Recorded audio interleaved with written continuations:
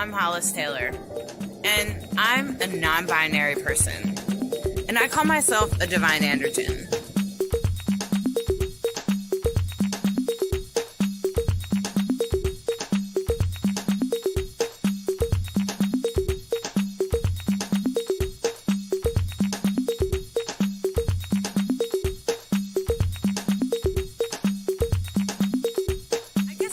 Be like saying that you're a monk or a practitioner of magic or something like that. Maybe it depends on what path you walk. See, one of the things I noticed as I started to come out and started to identify as non-binary, I started to realize that there was no spiritual path for people like me. Like, I mean, there were some things like indigenous people, but I don't want to culturally appropriate. I didn't grow up on a reservation. And I think Two-Spirit is great, and I want them to keep it. And I felt like I had to define my own path, because I didn't have a huge background in these things. And so I started to explore things. And, of course, some religions shame us, right? And then there's some religions that don't even include us, like Wicca. I went to many rituals, and never, not once, did they mention someone that was both or neither gender or god or goddess. Unless you asked, and then they would often have a goddess or something. But there was no language for it. And so as I started my own spiritual path, my own path of holistic learning, I learned that I really needed a spiritual path in order to be who I was. Like, I felt like it was part of humanity. It was part of being a human. And I needed to be celebrated in my spiritual path. I needed to be seen, and I didn't want any of the shame. So that's not for me. That's theirs. And so as I started to unfold, I started to realize that I had my own path, and each one of us actually do. You do. Everybody does. Has their own spiritual path that they're to unlock. Your authenticity is in your heart, just like it was in mine. There were some things I had to go through to unlock those keys, to get closer to who I really was inside. Because all of us are divine conscious beings, and you have to work through some weird stuff sometimes, like cultural norms and gender roles and, gosh, mental health and the crap your parents programmed in there. Sometimes we have to unfold that out. And when we do, we get to an authentic surface, an authentic person when we move through those surface things. And when we find our authenticity, we can go deeper. We can love deeper. We can love ourselves deeper. We can love other people deeper. And we can enjoy our life fuller and more, and feel more complete by the time it comes time to, end, because we all die. None of us get out of alive. So just consider, as you start to identify and find your gender is not something that was given, that is not something that was assigned to you when you were born. As you start to realize your gender expression, no matter what it is, I'm talking to the drag queens, the drag kings, the gay guys, transgender people, non-binary people, gender-neutral people, all of us, we're all here for a reason. The divine sent us here. We're all here to define our own path. Make it what it is. Follow that part of you that doesn't follow the rules. The part of you that doesn't do what other people are doing. Because that part of you will lead you to the path you need to be on. And you will manifest the beautiful things that the world desperately needs. All of us are where we need you. We need you to step up and bring your most beautiful light to the world. And I hope that that's what this book does. That my book, Divine Androgen, A Sacred Path for Gender Variant People, and this channel will inspire you to find out who you are and open it up to the world and deliver it. As if we were all waiting for it. But we didn't know what we were waiting for exactly. Show us what that is.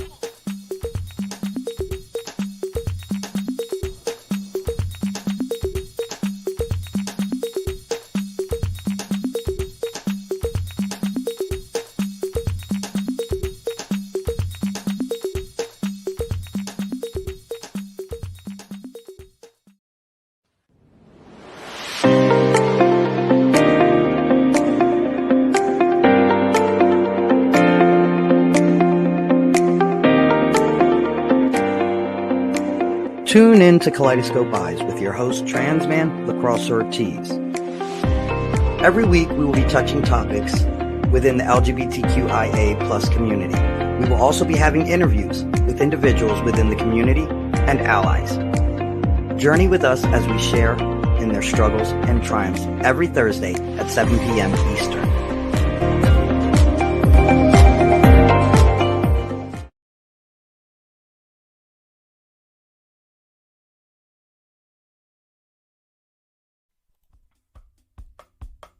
Welcome to Rainbow Soul, part of the WLFE DB Network, an explorative discussion about spirituality beyond mainstream religions.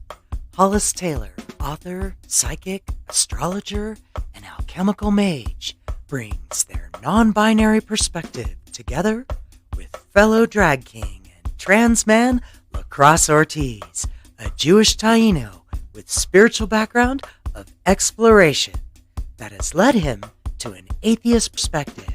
Join these guys as they explore deep and difficult topics, all related to spirituality, offering a queer perspective and exploration of interesting topics and engaging guests to help explore conversations for the Rainbow Soul.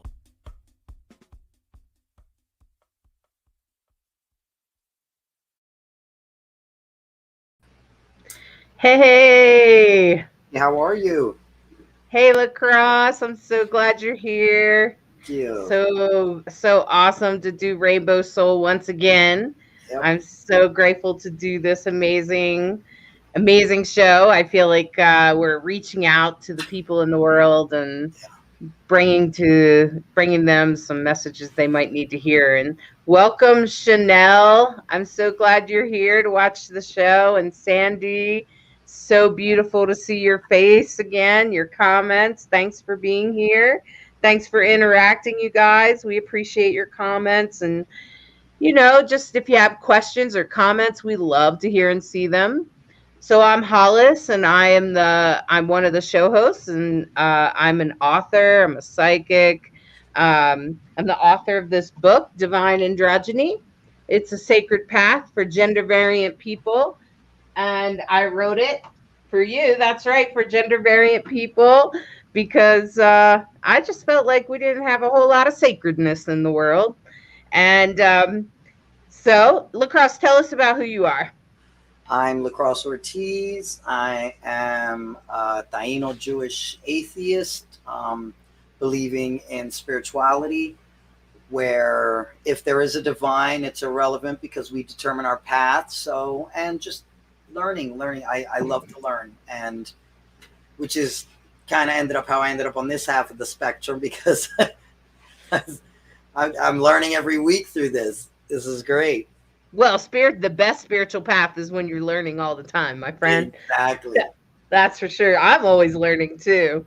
Yeah. And I am so glad. Well, welcome, Bright Hawk. Love seeing my beautiful Bright Hawk.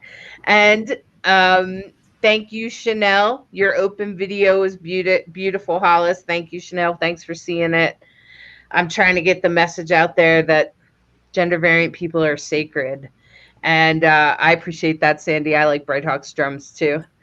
And Eve, I am looking forward to tonight's topic too, because, well, I'm an author, and I feel like when I wrote this book, I don't know like how much writing you do, LaCrosse. Like, everybody has a different calling. Some people are meant to do different things. And I was writing this book while I was on the road. I started writing this book when I was doing drag, actually, as a drag king. As I started to explore my gender, I started to write my story because something was happening inside of me, and I felt really compelled to write it. And it first showed up as a blog, and I like blog style writing, actually. Blog. I used to. You like blogs too? Yeah. Yeah, and I think it's just a style of writing, and I think it's cool, and you can do it however you want, or poetry, or whatever calls to you. But there is some sort of sacredness that sort of calls you, and I felt very called to write this book. Like, I felt like Spirit was like, would you write the damn book already? People need your help. And it really was in my face. Gender variant people were killing themselves around me, and it was making me sad. We reached some of the highest levels of suicide amongst our transgender siblings, and I was really called to write. And I actually have that knock going on right now, to be a writer, to go back to writing and come back to it, especially now as my health problems start to fade and I start to step forward into my path again and try to get on my path in a good way. I start to being called to it. So I was surprised to look at I was looking through my friends, and I was like, hey, look at, who's this? And someone had posted an event and invited me to it, actually. And I was like, who's this Annie Finch? And I started looking, and I was like, oh, whoa, she does sacred writing, and look at this. And she's even accepting of gender variant people. And well, then that makes her really special. Then I need to get her on Rainbow Soul. We need to find out about this. So my friends, I asked Annie, and she gracefully accepted. So I want to welcome Annie Finch. Annie Finch, come on out to the stage. Hello, Hollis. Hello, Lacrosse. Hi. Welcome. You in person. I've been watching your shows. I'm really enjoying that. Wow, cool. Thanks. Yeah, really Thanks. good. I love it. Tell us about tell the audience and us about who you are, where you come from, and what you do. I am a poet. My nickname, handle, identity really is Poetry Witch. So I am, let's see, as a poet, I have a very, my definition of what a poet is and the job of a poet is both wide and very, very precise. So I do quite a few things, but I do them with great precision and care around being a poet.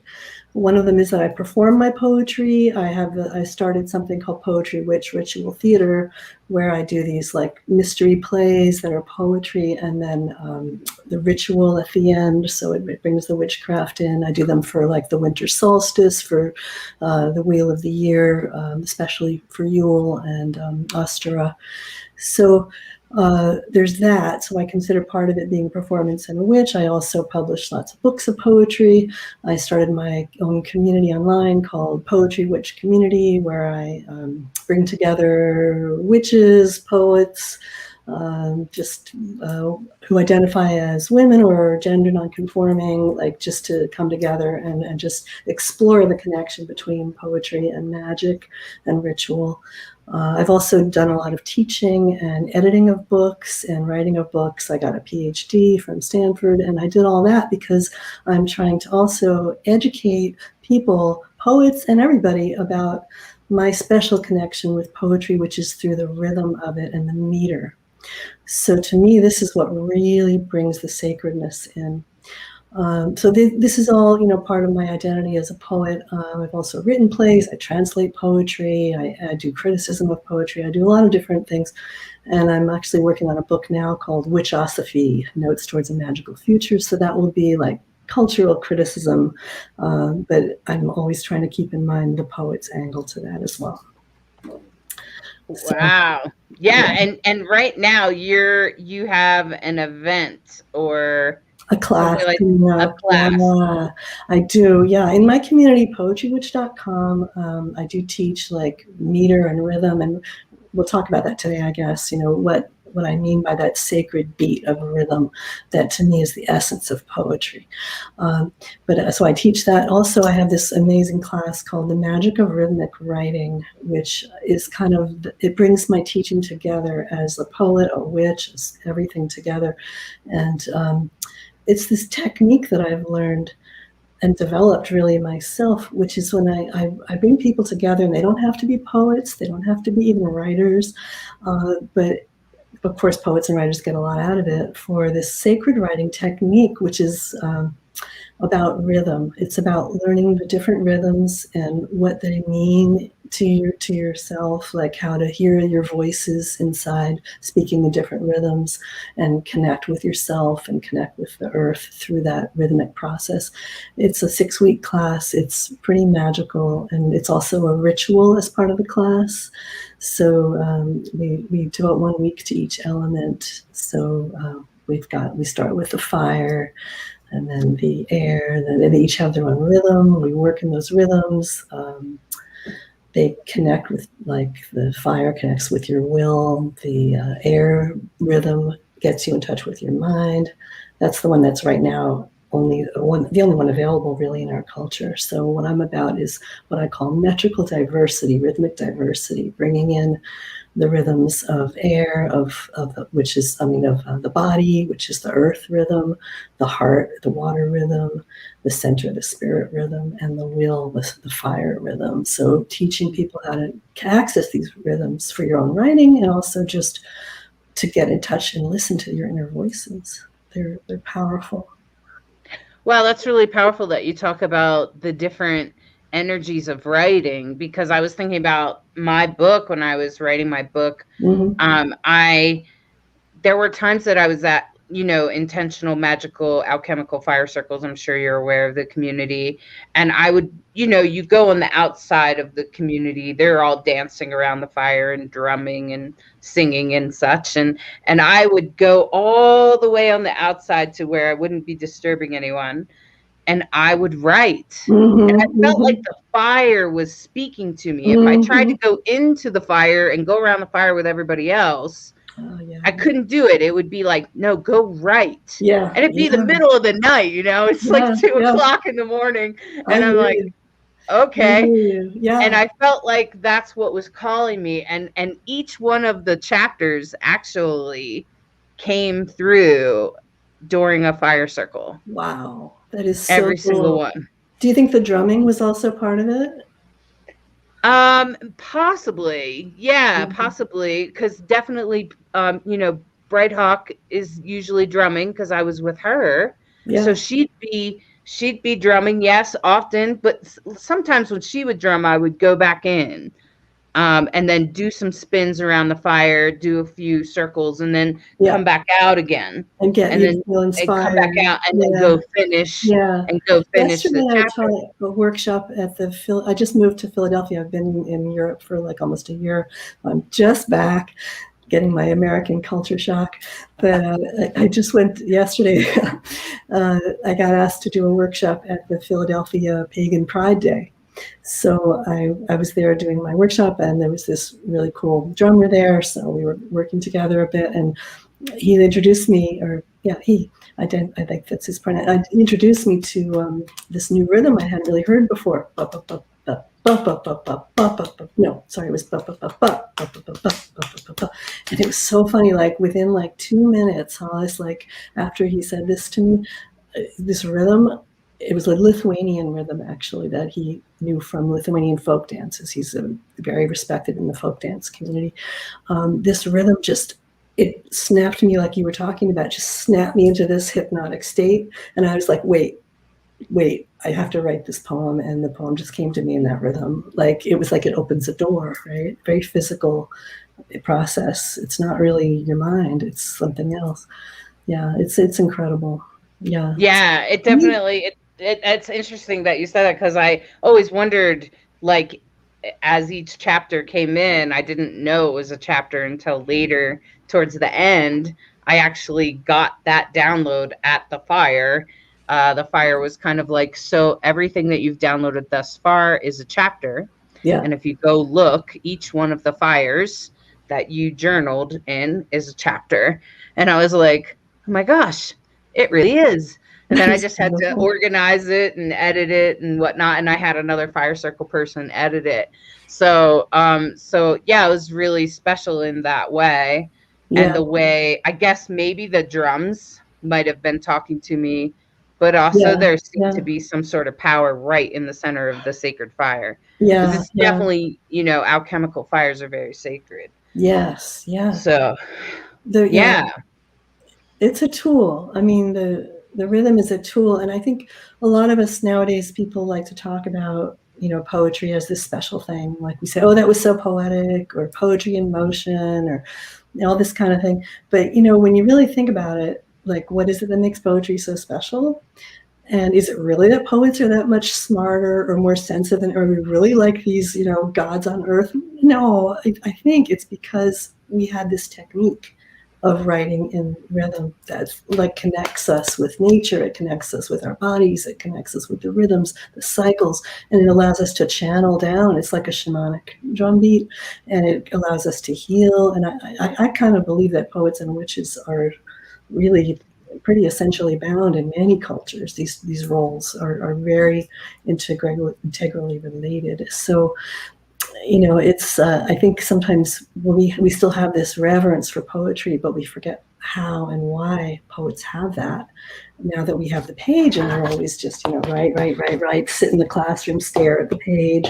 That's not how poets got to be so great and powerful and important to a culture, by sitting in a classroom and staring at the pages, because they were like you at the fire, just channeling it down. Mm-hmm. Yeah, and a lot of poets come, to the alchemical fire because we'll be turning around, and sometimes people will channel a poem right there at the fire, or a song. Yeah. They'll turn it into a song. Abigail McBride does that a lot.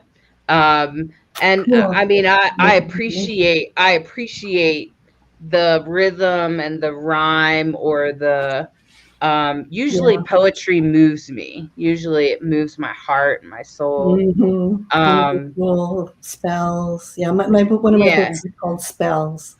That's so important. Yeah, it's like, it's funny. It's actually, it snapped right out of my head. Please continue what you were saying. It's okay. It's okay. So what I was thinking is, how about lacrosse? In your Taino tribe, I'm sure there's writing down of things. There has to be at this point, right? Well, at this point, yes. But before, they used petroglyphs, so they didn't really use. They had a language, but they didn't have words. So they probably had an oral tradition passed down for the poetry, and the petroglyphs were for a different kind of communication, right? Right. They must have had, because every time you have an oral tradition, the other thing about meter, it helps people remember. So these epics that we have, the Kalevala or the Aeneid or the Odyssey, they were all passed down for hundreds, thousands of years just without any writing, and meter allows you to do that because it allows you to remember, right? Yeah. Yeah, I guess that's probably their storytelling around this fire, right, lacrosse? Around the sacred fire? We're fortunate in an unfortunate way. Ramon Panay ended up documenting all the stories. He didn't understand them, though. So as now, like him and Bartolomeo de la Casa, they wrote everything down. Then when the Taino people, when the resurgence started, we started saying, oh, well, that's what that means. It's pretty easy to decipher that story, because they were like, what does it mean? Oh, well, it means this, this, and that. And it became a collective. So we ended up getting our writings back, but it's just sad how we ended up having them documented, Yeah, so then you have to take the document and decipher that. Yes. Right, that other layer got, yeah, exactly, But it's one of my dear friends today. and colleagues, Marianella Medrano, a poet that I've worked with to lead a lot of circles. She is a Taino poet and goddess scholar, and has done amazing stuff about Atebera and some of these incredibly cool goddesses from that area. Yeah. Neat. And I know you're also familiar with the Jewish faith, Jewish mysticism. I always say it incorrectly, Kabbalah, right? Are you familiar with that, Annie? Me? Kabbalah? Yeah. To some extent, what I'm most interested in is the Shekinah, the whole feminine principle, feminine energy in Judaism, which is so often just ignored. And I think sometimes when you see a very strong patriarchal religion culture, that's ancient, Judaism is really the mother, right, of or the parent of Christianity and Islam and all of these monotheistic God cultures that are centered on the book and the word and on patriarchy, they all come out of Judaism. But if you go back into Judaism, it's actually was a matrilineal and very much centered a tribal culture. And I'm very convinced now. I've been doing a lot of work with an association called ASWM, Association for the Study of Women in Mythology, which is all about the matriculture and the matrilineal. This is a book that just got translated into English recently. It's a survey of all the matriarchal societies in the world and all the things they have in common by Heidi Güttner-Abendroth, a great, great German scholar. Just got translated into English. It's been around in Germany for like 20 years. But Heidi, has done all this research and discovered 4 things in common among all these matrilineal cultures: consensus decision-making, a gift economy, matrilineal family structure, which means that everything passes through the mother line and they all live together, and also the goddess worship. It's like essential. So every goddess worshiping culture also usually has gods as well, and androgynous gods and deities as well. So there's a whole gender fluidity there. But when you get into there's just a few of these only male monotheistic cultures where there's one god and it's a male. And I think that in Judaism, it's like the parent of them all, and it's almost a reaction to the earlier strength of that earlier matrilineal culture. And the Shekinah was that original female principle in Judaism, that feminine energy. So that's been my interest in it, is looking for the traces in Judaism of that matrilineal energy and just how you can find it, like even in the beauty of the geometry of the synagogues, the really old ones, it's just amazing. My own lineage spiritually is Quaker, and also both of my parents were really like spiritual adventurers, and they discovered like goddessy stuff like Merlin stone and everything around the time that I did when I was in my 20s. So they were super supportive, and a lot of these books I have, not this one, but like for example, this book I've been reading here, which is an excellent introduction to like goddess stuff, if anybody's into that, The Great Cosmic Mother. This is like a classic book this is my mom's copy, get this, my mom's copy, Maggie Finch. She was a witch too. She was a witch. And look what she writes, 1988, but later on she started writing 9988. She would sign her letters to me like in the 1980s, adding an extra 8,000 years to the year, because that's how old the goddess civilization was, like 8,000 years before. She was so cool. So I'm reading her books now again that I found that got rescued with like her notes on them from the 1980s, which is so wild. Wow. Oh, nice. Yeah, you still got her notes. My own handwriting to them. It's so funny. Like this lineage that,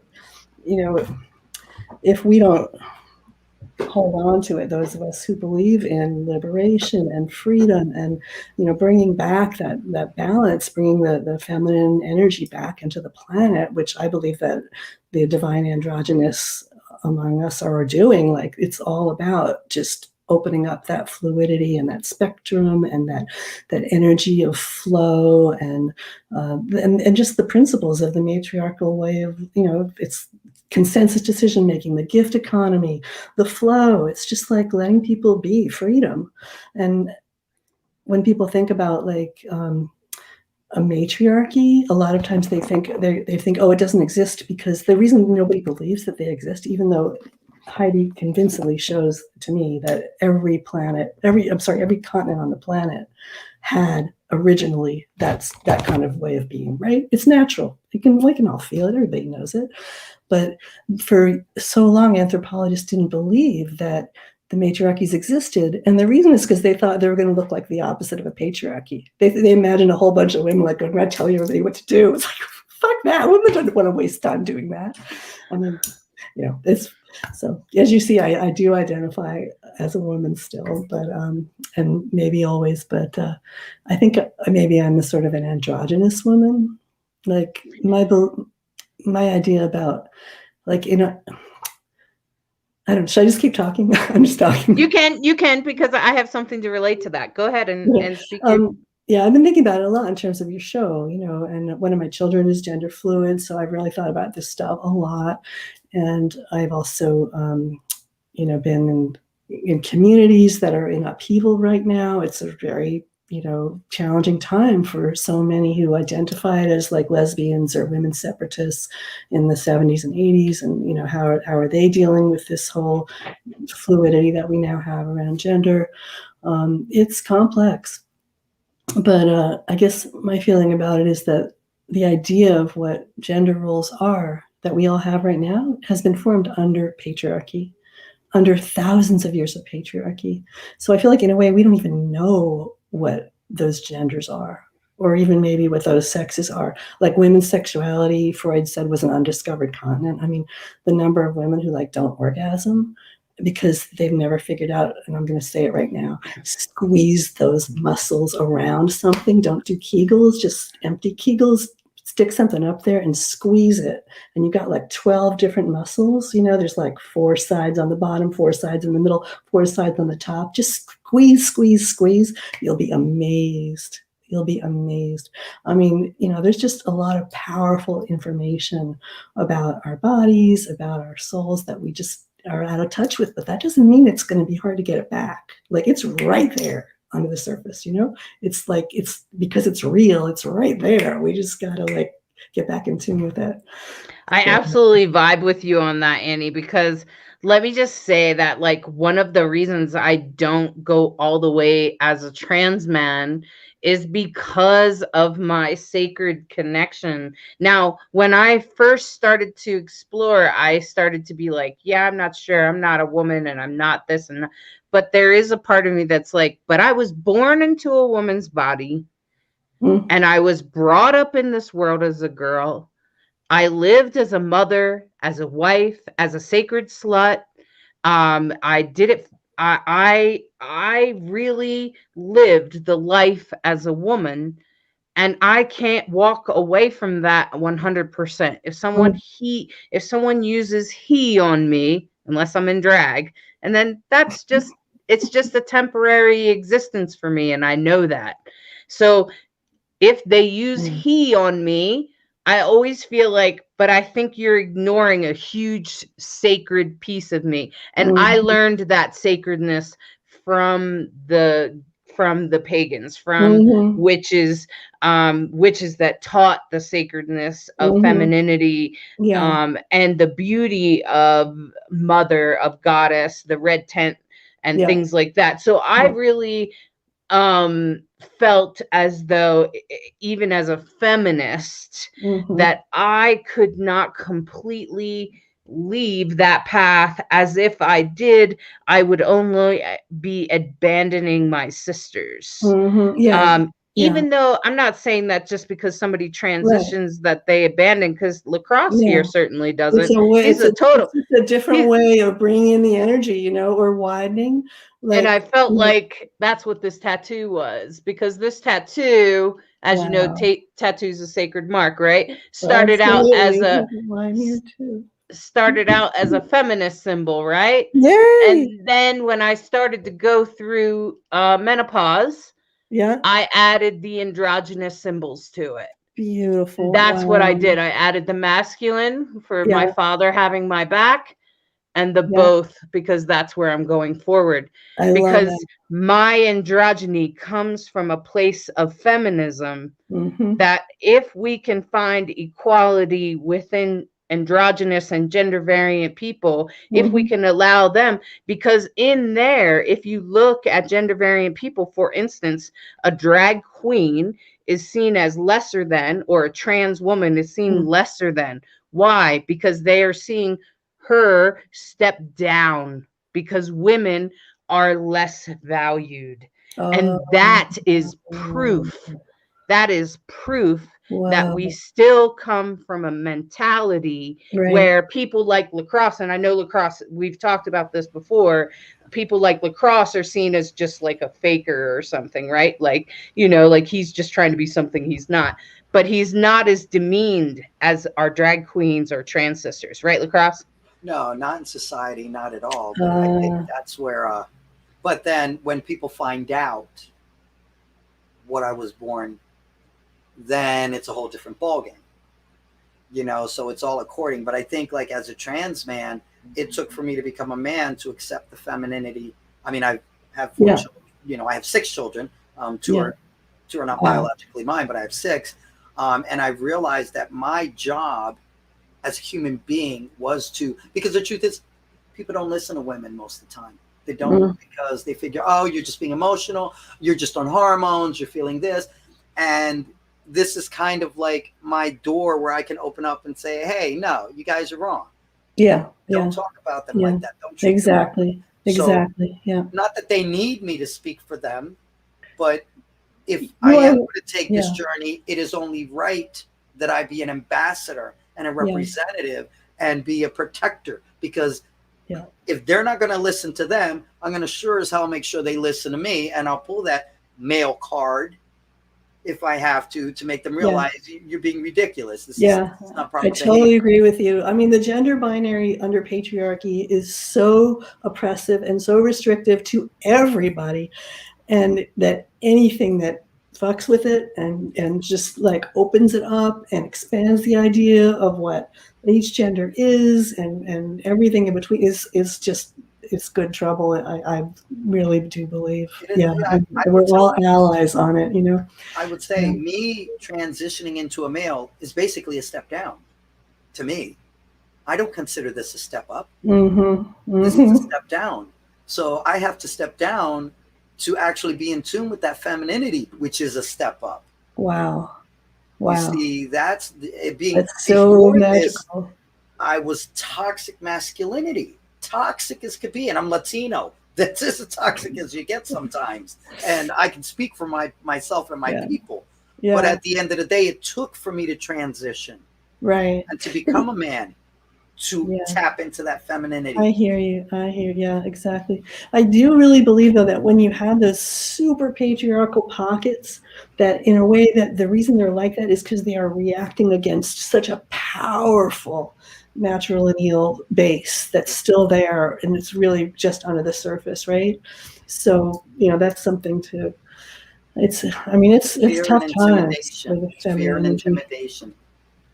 I think Eve here has a beautiful thing to say here. I think Eve said it really good. I really identify with this. There's also some of us who are non-binary that if we abandon either to become the other, we're still not embracing our whole selves. So we still lose something rather than embracing the duality or panorama of the divine aspects. I totally agree with you, Eve.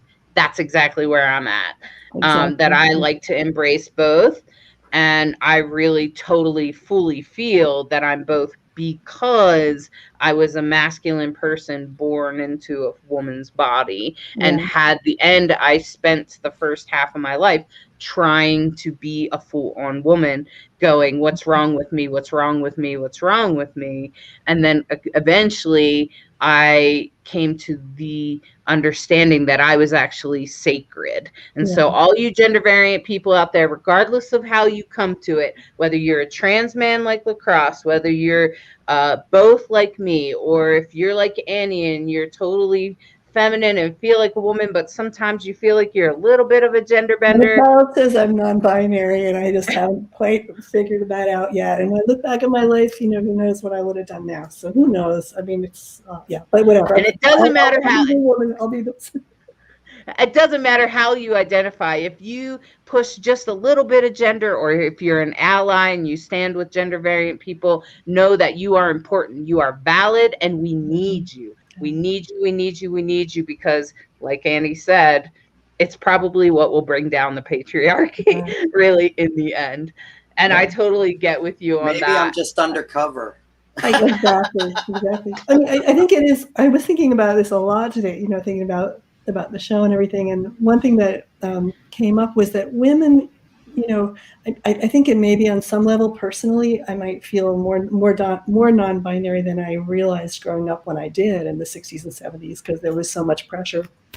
But also, I do think that women is a political category that, you know, we probably is useful to have, because if you look at things like, I was just talking to somebody about this, to my husband about this, and he was like, and I was like, yeah, I mean, it's true. Like with abortion rights and stuff, you can say pregnant people with equal pay. You can say everybody deserves equal people. So do you really need the category of women? And he was like, what about like political representation?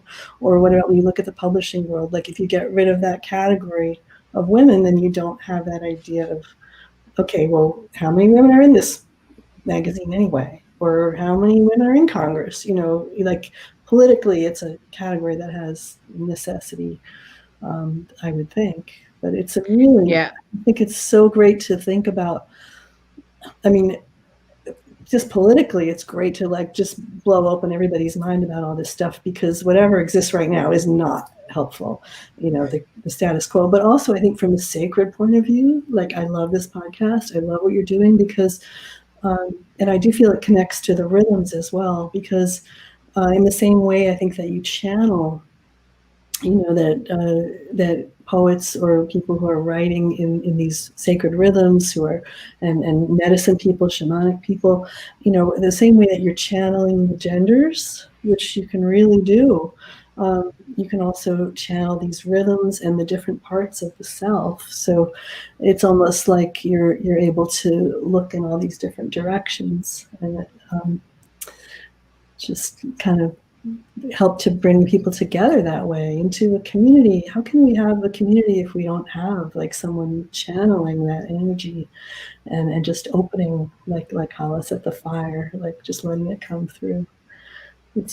Yeah, for sure. I definitely feel like I'm channeling the rhythms of masculinity when I'm dressed as a drag king. I'm sure even LaCrosse, you probably feel like you're channeling like a character. Like I know you do like Edward Scissorhands and people like that. And you kind of, when I do Michael Jackson or Elton John, I'm channeling their energy down into me.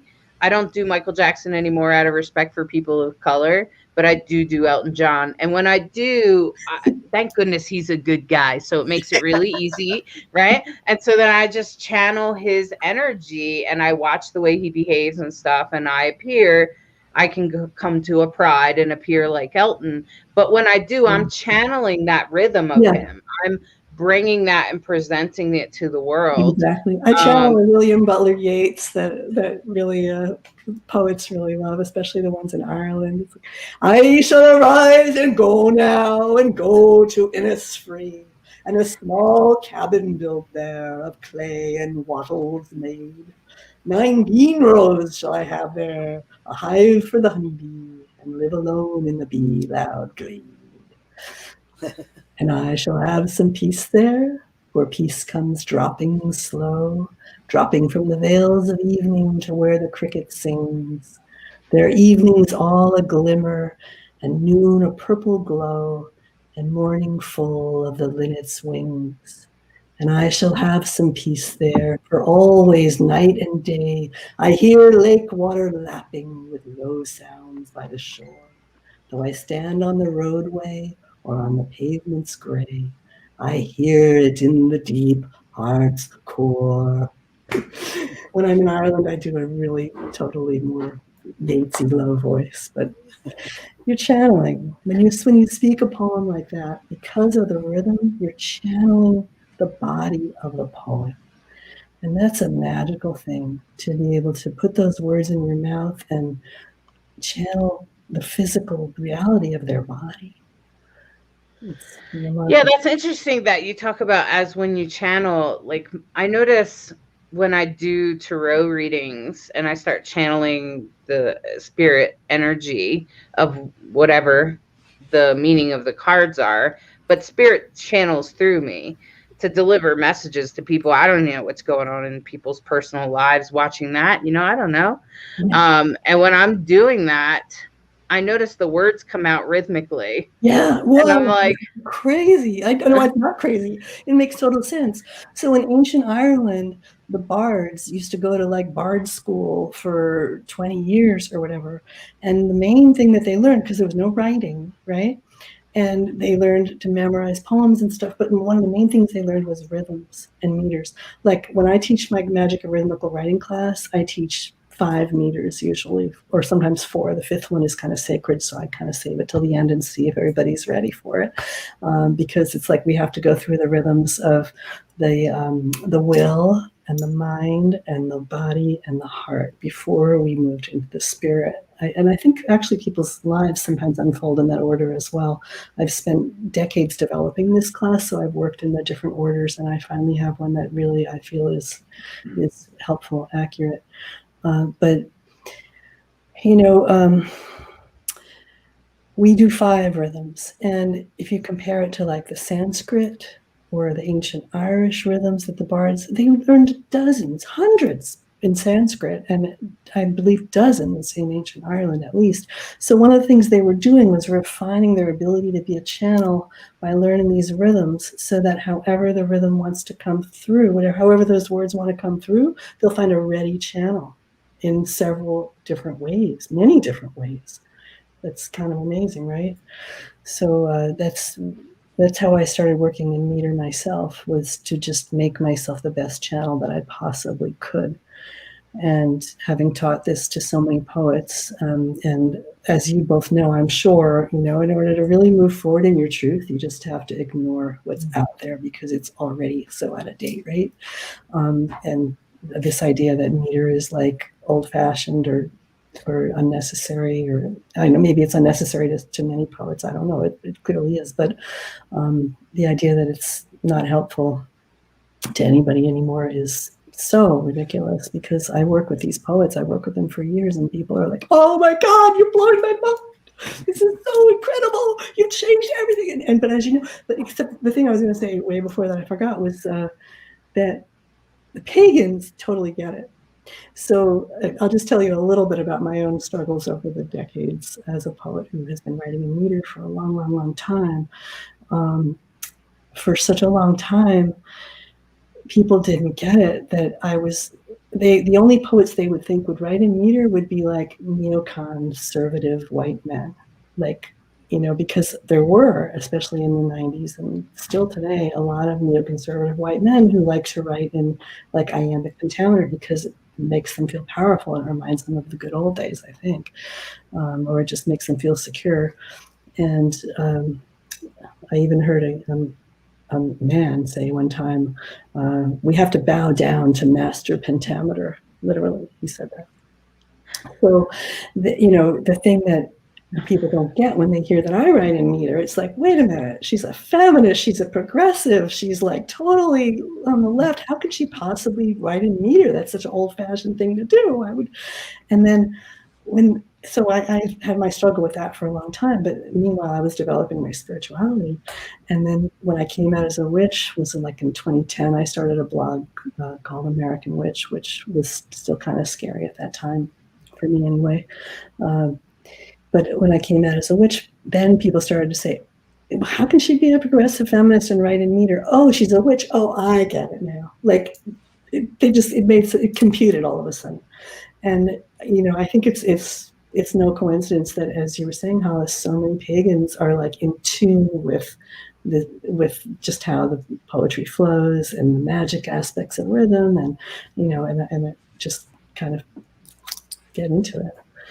It's really cool, but the wider world is sort of stuck with still with that 1 meter of the mind, more iambic, and not with the others, and certainly not with the ritual aspect of it yet. But I thought. Okay, I was just going to say this, and maybe it's because I've spent too much time in the pagan world. I had no idea. I had no idea there was this belief system. Like, I had no idea what you're talking. I had just no, like, I thought that if you spoke in meter, you must be speaking something magical and sacred. So yeah. I should listen up. Yeah. Just because maybe because I've spent so much time around the fire or something, because that's Yeah, what a lot of no, people as a do. pagan, I mean, I think among pagans, people get it. It's true. But yeah, I came through like the master's in creative writing, a Ph.D. in literature, sitting in the classroom. I taught English. I taught poetry writing for decades at colleges and stuff like that. Now I have my own teaching I do at Poetry Witch community. But yeah, I think in that world, if you go look at, who the poets are who are publishing all the books and winning all the prizes, most of them are writing poetry that doesn't have a real structure to it. It's considered kind of embarrassing, I think. It's like too old-fashioned or something. I feel it's probably because spirituality in general is considered something you don't really bring into the university. And so much of our educational system is basically very patriarchal. And it depends on, go away from home, go into this place. It's kind of like, separate from everybody, get rid of all your feelings and get into your mind is a lot of what happens in the education. There's a really good essay about that. If anybody out there is interested in education, Lisa Ruddick wrote a really great essay about what happens when people go to like graduate school.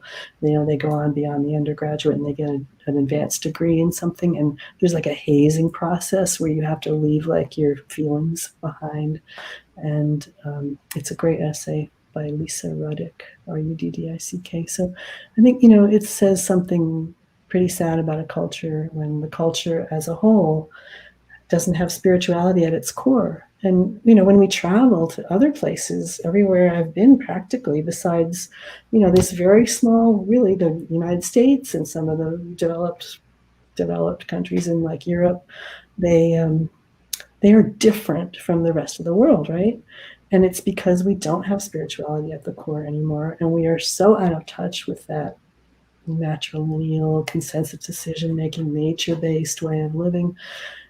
There's a couple of anthropologists in Norway did a really interesting study where if anybody wants to look it up, you can look up Weird Cultures, WEIRD, Western, educated, industrialized, rich democracies. Weird. Western, educated, industrialized, rich democracies. And what they discovered was they did these like very simple tests, perception, psychological tests, like, is this line inside the box, or is it outside the box, or is this line longer than that line, or whatever. Just the kind of tests that they do on people's perceptions of the world. And they discovered that these weird countries, Western, educated, industrial, rich democracies, had totally different responses than the rest of the world. So a fairly small percentage of the world. And within that little subset, Americans had even weirder than everybody else. And why? Maybe they thought it was because we spend so much time, people in the US spend so much time inside that we have like different perceptions of nature or whatever. But like our reality is not at all normal. It's really dysfunctional. It's a mess. And I just spent like a year in Portugal, which is closer at least to, a sane human way of being. I came back to the US and I'm like, what is going on here?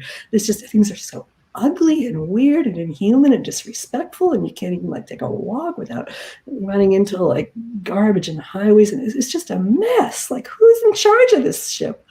It's not like a group of women or elders, those androgynous elder women that you were talking about. After menopause, women do become a lot more androgynous, and I think many cultures have like the main decisions are made by women together who have this like way of connecting and getting things done in a very practical way. And it's like they're not in charge in this country, and everybody's suffering, and the whole world is copying us. And oh, sheesh, like things are a mess. So that's one of the reasons I'm desperately trying to teach these rhythms as fast as I can, as well as I can. I'm writing books now about this particular thing, the magic of rhythmical writing. Like I was employed within the university system for quite a while. For like 10 years, I haven't been, and I've just been developing my own thing, which has been tough sometimes, but I'm doing it, and I'm grateful now because I'm developing my own way of teaching this important knowledge, which I think will help people, think more like pagans when it comes to our words and acknowledge the rhythms, the sacred rhythms that you were just talking about. And, if poets start doing their job, if writers and pagans start spreading these rhythms, I think it could be helpful because, I think one of the things wrong with this patriarchal culture is that the mind is like God.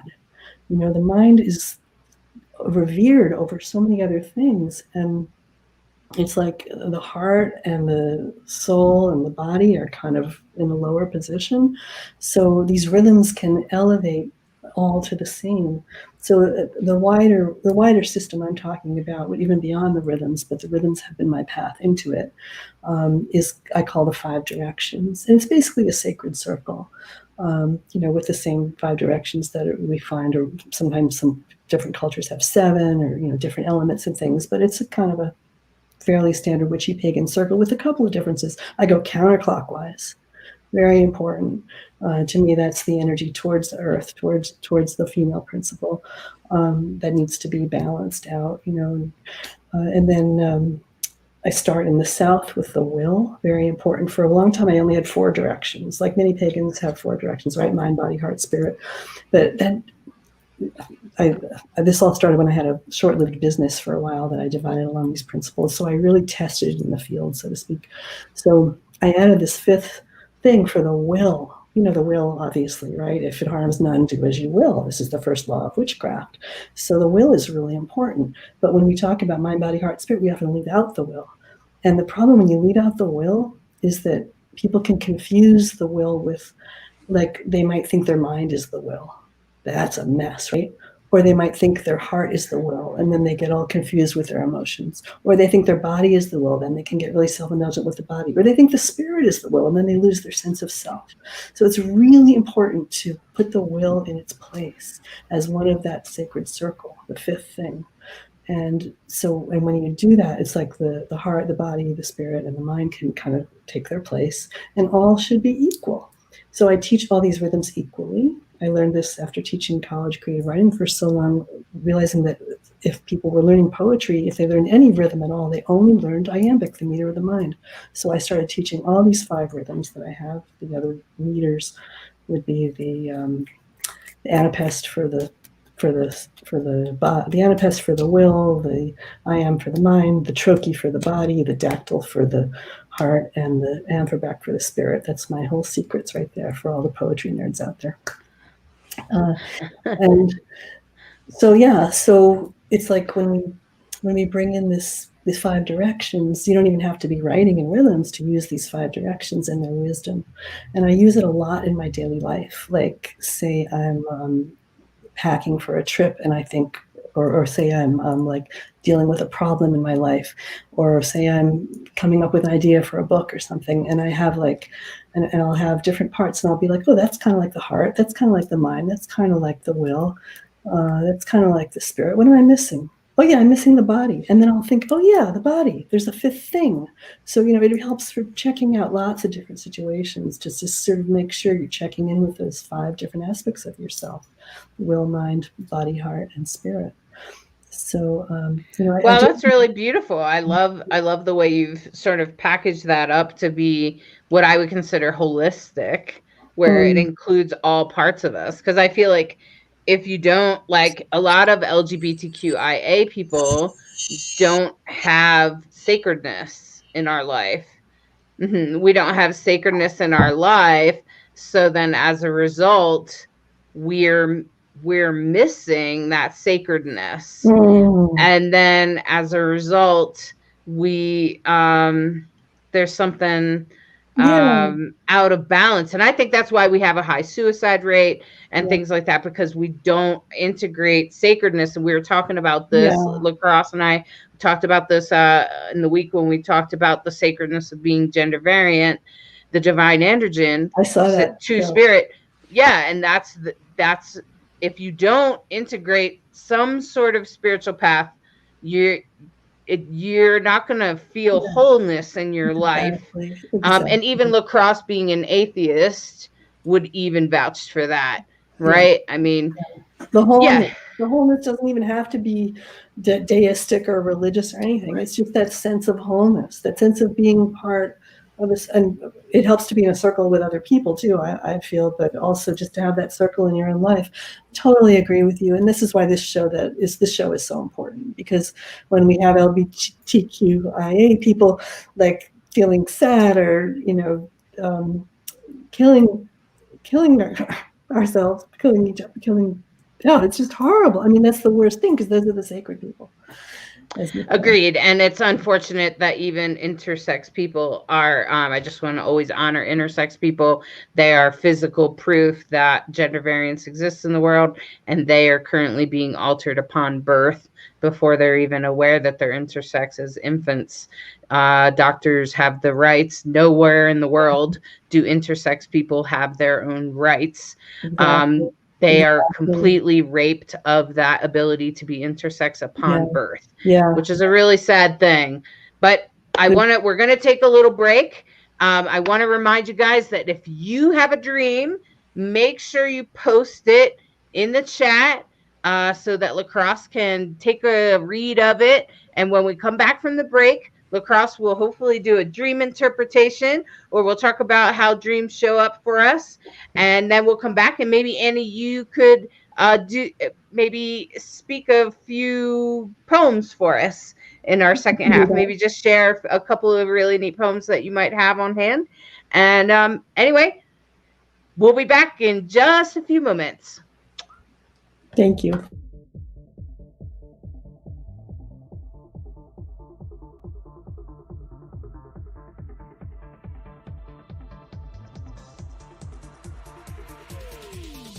WLFE-DB Radio has LGBTQ shows like Across the Pond, Rainbow Soul, Everything Yet Nothing, and Inside the Drag Closet. Check out the schedule on WLFE-DB.com. You can even watch them on TV at WLFE-DB.com under LGBTQ Friends, right off our website. Again, it's WLFE-DB.com for your LGBTQ shows and more.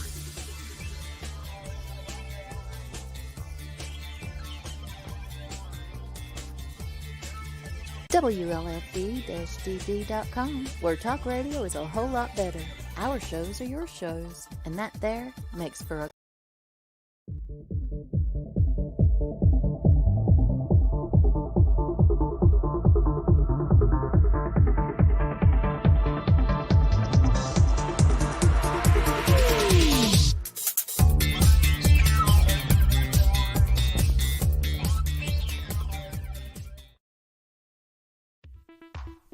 WLFE Digital Broadcast Network is on TV.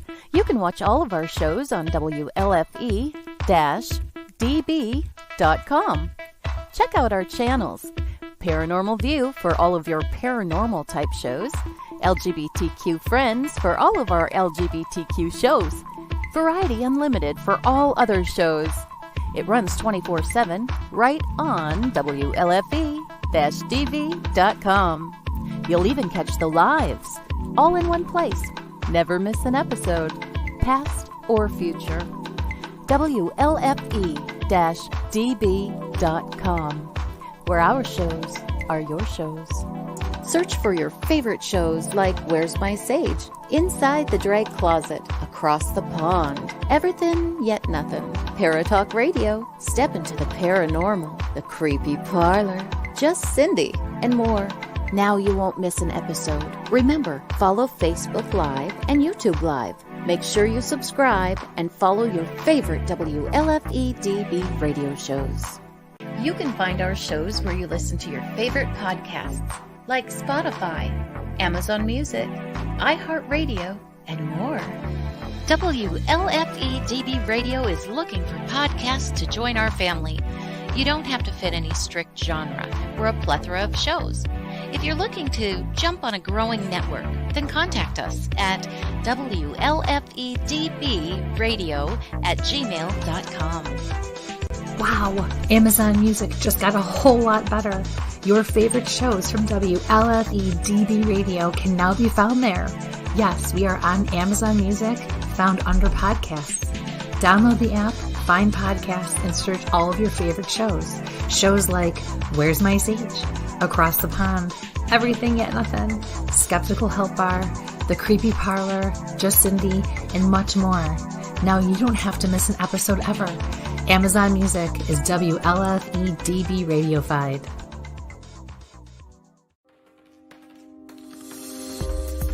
More from WLFE DB Radio Network after this.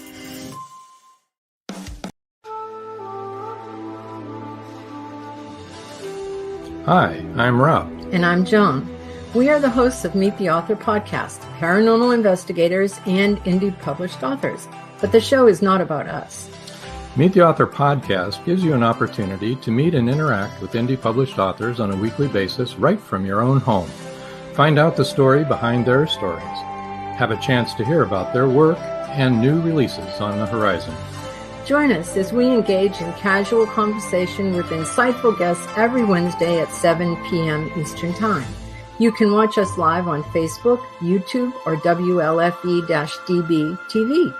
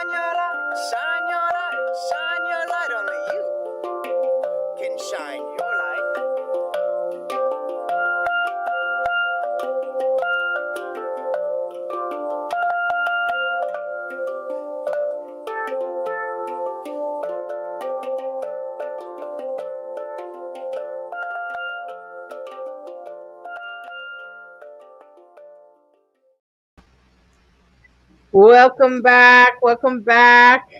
And I just want to say, I guess I'm so glad everybody came back, and I hope you guys took a little moment for yourself and got up and walked around for a minute. Now that we're back, lacrosse, I don't think anyone actually shared a dream this time. I know we have viewers, but I guess no one had an interesting dream. But I had a weird one last night that was a little strange because I was first of all, I think I might have been in Pittsburgh or some other dark, what I would consider a dark city. Pennsylvania. Okay. Anything in Pennsylvania you feel sometimes.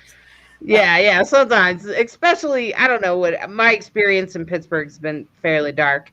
And then and so I'm in a house with a fairly empty house, really.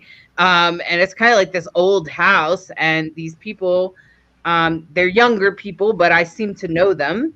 And they're some sort of community, but I don't know them now. Like, if I know them in my dream, but I don't know them. And they are presenting something to me in an otherwise empty room. And I'm listening to them, and I'm really taking in what they're saying, but I don't remember what they said now after the dream. But what ends up happening is a really long dream. I feel like I was dreaming this all night long. But that's been happening a lot. And then what happens is the water starts to come up. It starts to flood.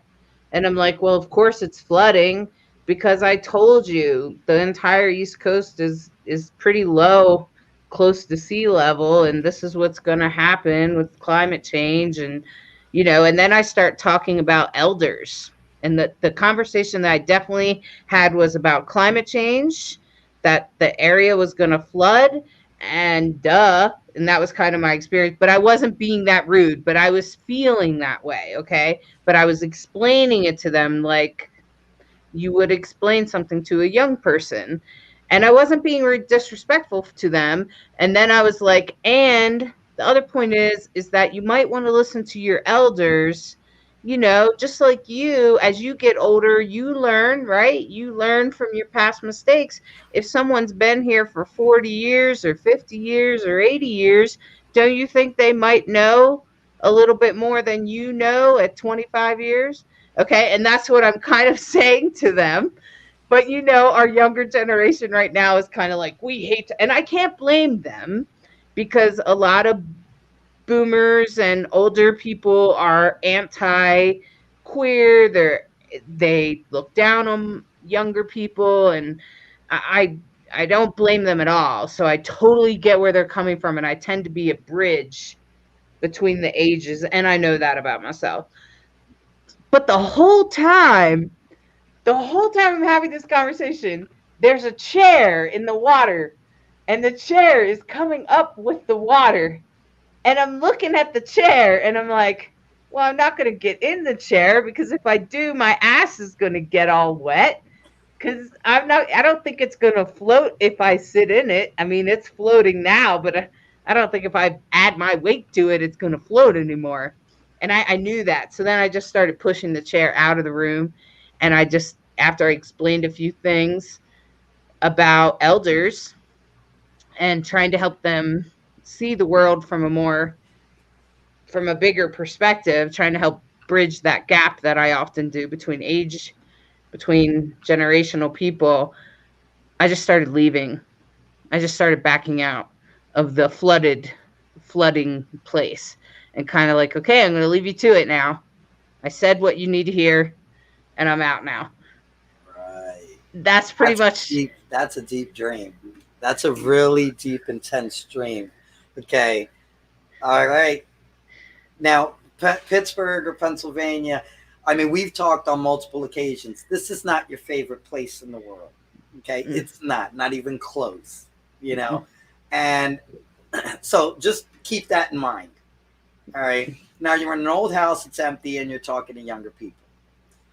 And it's funny because they're like gifting you. They're giving you a gift, but the room's still empty. In other words, the way you're looking at society, okay, like you're frustrated with it. You're like, okay, here, we're giving you tools. And all you're giving me is just words, emptiness. You're giving me an empty room. What are you doing to change things that are happening? Then it goes into the environment, how you treat your elders. You see the domino in your dream? All your frustrations are coming out, and you're talking to them like children because in your mind, they're acting like children. So you have to talk to them like children. To me, what I get from this, and then the chair actually is epic. The chair is epic because the chair to you, in my opinion, represents, if I sit down, there's going to be consequences. There's going to be consequences if I sit down. I could drown, not just get my ass wet. I could drown, all because I'm trying to help these people who are not taking the help that I'm offering them. So what do? Well, you know what? I have given you the tools. Now I'm backing away. Now I got to go. You guys got to start taking the reins, because at the end of the day, we're only here for, we're trying to warn these next generations. Look, this is what you have to look forward to. You guys got to get in gear. This is not the time to be lazy, to be, how do you say, I'm trying to think of the word, complacent.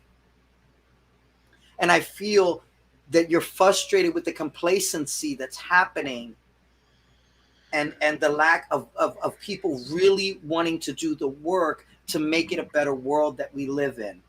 And you're like, you know what? I'm doing my job and I'm saying my voice, but at the end of the day, I got to step back because I'm not going to drown because of you. If that makes any sense. Yeah, I did feel like that. I felt like I'm not going to sit in this chair and get all wet for you. Like, you either listen or I guess you just drown. Yeah. It's basically at the end, you're just leaving them to their own device. I mean, what else do you do? Now, Right. Here's the interesting thing about all my dreams, Lacrosse. They often tell me things that I already know. Yeah. So is it just like my mind trying to point these things out, or is it my mind processing them and I'm just witnessing it? I think it's no different than when we talk out loud. Okay. It's like sometimes I'll talk out loud and it's not directed at anybody. I need to hear it for myself. And I know what needs to be done. I know what I got to do. But sometimes it's like that. It's like that voice, we know all the answers. Now, whether we acknowledge the answers, whether we apply the answers, that's a whole different ballgame. Whether we learn from the answers that we already know from the door is entirely up to us. But sometimes we have these dreams, and then when you wake up and you're like, I knew that. Yeah. It's okay. That's a no-brainer. I knew that. You know, you're not telling me anything I don't already know. But sometimes we know, but then we're just like, well, maybe something will change, or maybe something will be different. And No, yeah. I mean, there's some people that will actually hear what I have to say, but and there's definitely some people I help along the way, but definitely not, you know. Yeah. I know it only goes so far. Right. So I try not to. So I want to bring Annie back out, especially because what she said in the chat is absolutely ringing clean for me, because she said in our sort of chat here for us on the show, welcome back, Annie. Hi. Is that, does the chair signify some sort of throne or respected place to sit? It's very possible, because you know what, Annie, that happened right after I had an experience online with some friends and some other pagan ritual people. And one of those people started to pedestal me, and I had a realization of it. Like, I actually had a conscious realization. I don't like when people do that, when they assume that my life is so much better than theirs, and that, you know what I mean? Like, I just, what I'm going to do is just kick that pedestal out. I'm going to do whatever it takes to kick. And I don't like it when people do that. And I get kind of a little triggered and a little, and and then I slept. And that's when I had the dream. And you have your book out now. So it's like you're dealing with these issues of how to navigate your position and how you're going to deal with all that. Yeah. And also, I really love what you were saying, Lacrosse, about the not being heard part as well. And then it's like there's an opportunity to be heard by taking the chair. But if you do that, then the water comes up. And Carl Jung said that the water symbolizes like unconsciousness. So it's like, in order to take that chair, you'd have to suppress some truth that you know by covering it with this water. So, and the truth that I know is that we're all equal, and that pedestaling is the beginning of narcissism, and it's the beginning of dysfunctional relationships. It's where we begin with dysfunction. It seems to be the sort of kickstart to a dysfunctional relationship, because then we pedestal the person, and then the person feels under pressure, and that can create a little bit of narcissistic behaviors within the person, because they're actually pretty insecure. They're not exactly feeling like they live up to whatever you're pedestaling on them. And then as a codependent, you are disappointed when they don't fulfill whatever that bullshit is. And meanwhile, they have a lot of extra energy they have to expend to keep the thing up that they think everybody wants them to have, which I used to experience when I was a professor and stuff all the time. And then I went through this painful process of letting go of a bunch of stuff like that. And it was such a relief in the end for me personally to not have it, because then, you know, you just don't waste a lot of time maintaining something that's stiff and not all that helpful. Yeah. Well, thanks for listening to that, Lacrosse. I haven't really told anyone else about that weird one. I seem to be having weird, crazy dreams every night that I kind of go, well, duh. Like, I'm kind of like going to my unconscious, like, can we stop having a movie every night? I'm so jealous. I don't dream at all anymore, and I really miss it. Ever since I started the Chantex to quit smoking, it's ridiculous, the dreams I have every night. Like, some people get like terror dreams. I don't. I get weird things. I get the weirdest dreams that just so random. And I'm like, they make no sense. So I literally have to sit down. Okay, write this down. What does this mean to me? Write this down. What does that mean to me? So I can decipher my own brain. You know, it's crazy. Yeah, it's a weird energy. And they say the astrology with Neptune and Uranus are also creating a lot of dreams for people. But I think for some people, they kind of need that wake up kind of, and dreams have done that to me. But these days, they kind of feel like I'm witnessing me talking to myself. like you kind of said, lacrosse. So thanks for hearing it and listening. And thanks, Annie, for your additions, and I Thank appreciate you. that. I know this might sound really, really simplistic, but have you noticed any pattern of when you eat? Because like I said, I hardly ever dream, but I did notice that if I eat like weird stuff at dinner, sometimes I will remember my dream the next day. So like I try to eat in the middle of the day, not at night, but I don't think that's why, because I miss them too. But I just wondered if you noticed. So here's what I have noticed is I used to use a whole lot more cannabis edibles to regulate my mood because I've been diagnosed with lots of mental disorders. I don't see them that way. I see them as just a different way of thinking and recovering from trauma. I have PTSD, so when I'm recovering from trauma, I tried to use cannabis. And then when I found out that using cannabis every day on a regular basis can be bad for your heart, you can actually create an atrial fib. If you do it occasionally, it's okay. But if you do it regularly, it can create it, or they think it might create an atrial fib. I don't want to do that. My heart's actually really good, even though I have this odd, rare, I have a big heart, literally. And I was born this way. And recently it's become a little bit of a problem. And I've lived with it my whole life this way. And so now I don't want to irritate it or make it any worse than it already is. So I've just kind of been like, oh, let me back up away from cannabis. It's legal here in Colorado, so we can say that just for everybody out there. You can go to the store and buy it here, and it is totally seen as something that to help you regulate your moods. I think that's what happens when a lot of people smoke a lot of cannabis, but I just stopped using it. It was no big deal. I just stopped using it. And now I might use it occasionally, but now I try not to use it too much because of that. So since I've done that, I've been like, I'm not taking indica at night before I go to sleep. I was taking it to help me sleep.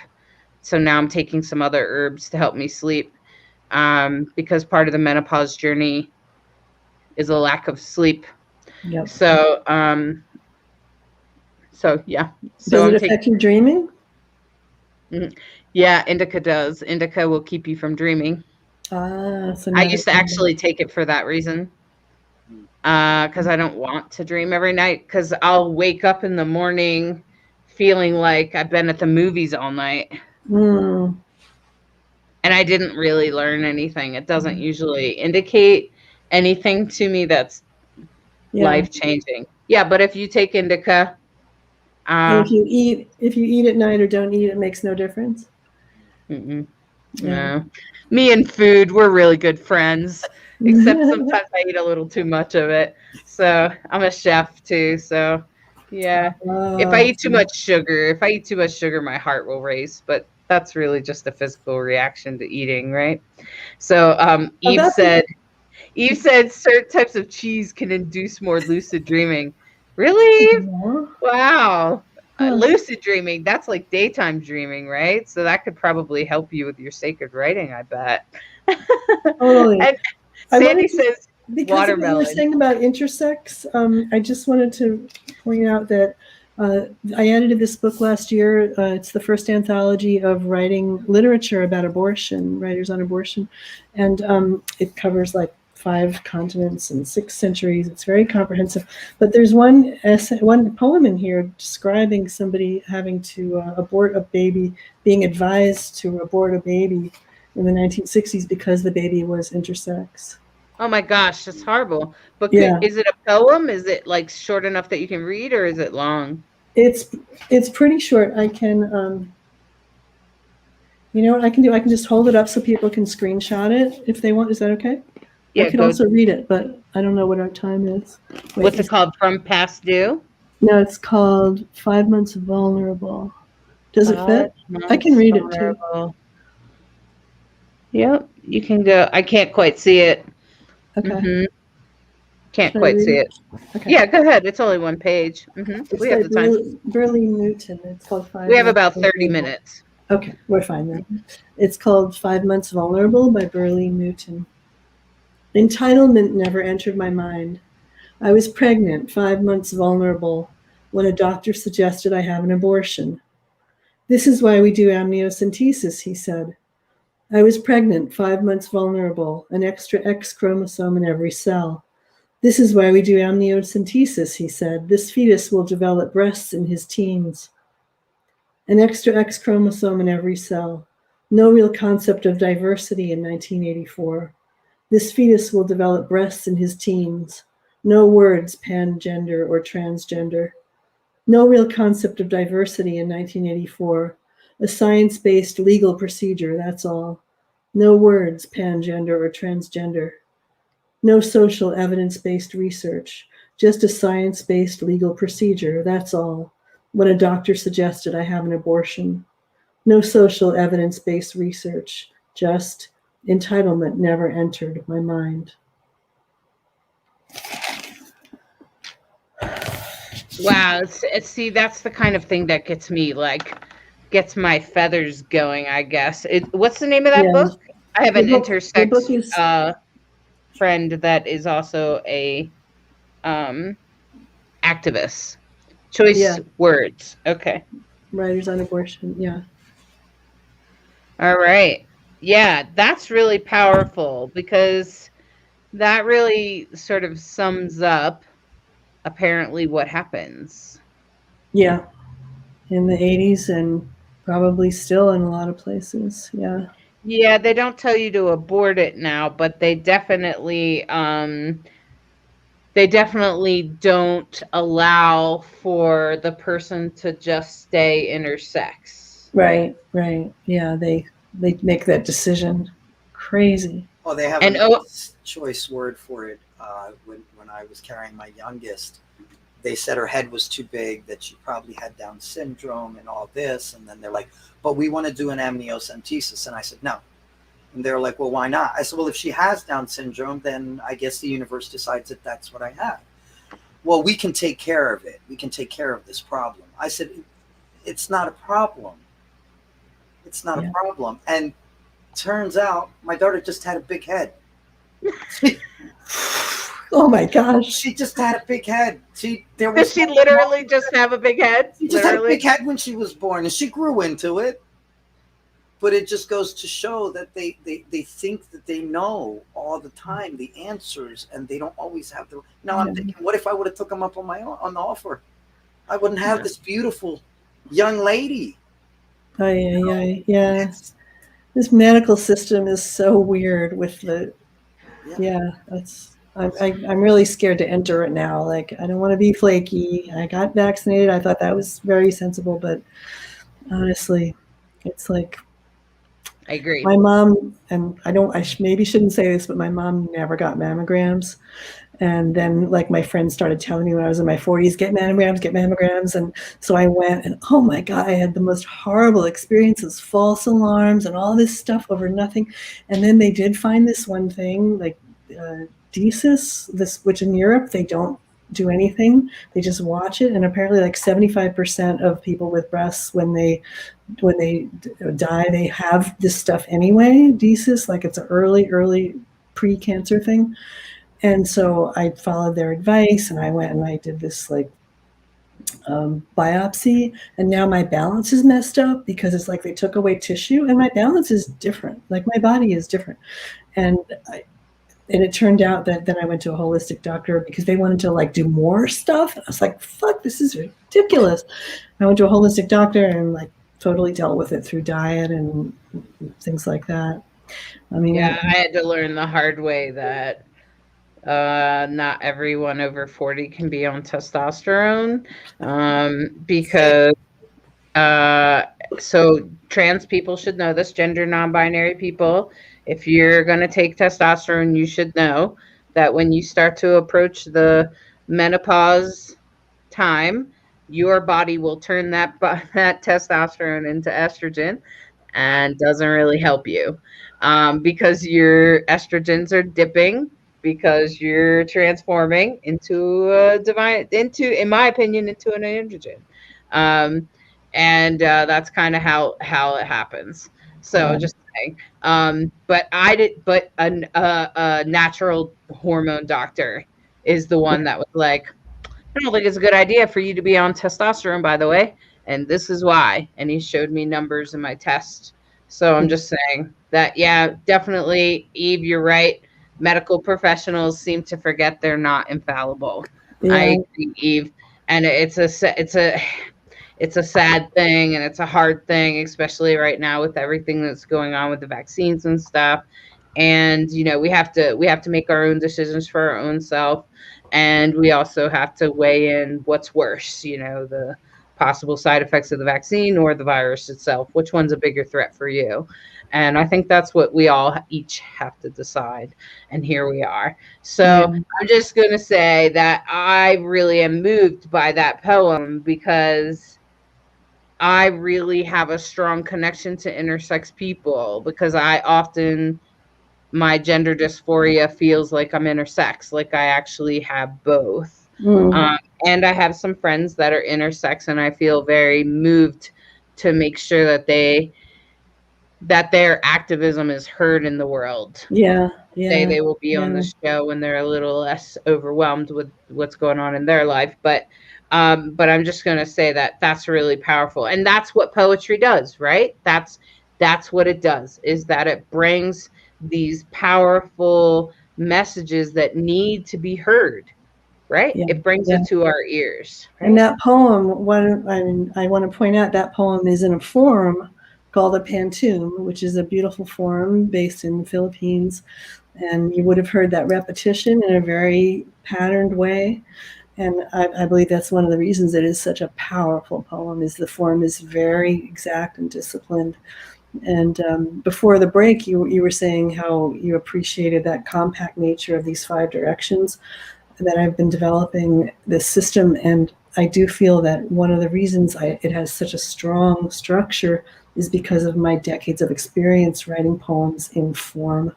So taking different things and putting them into patterns, putting them into symmetry, putting them into harmony, figuring out what feels authentic.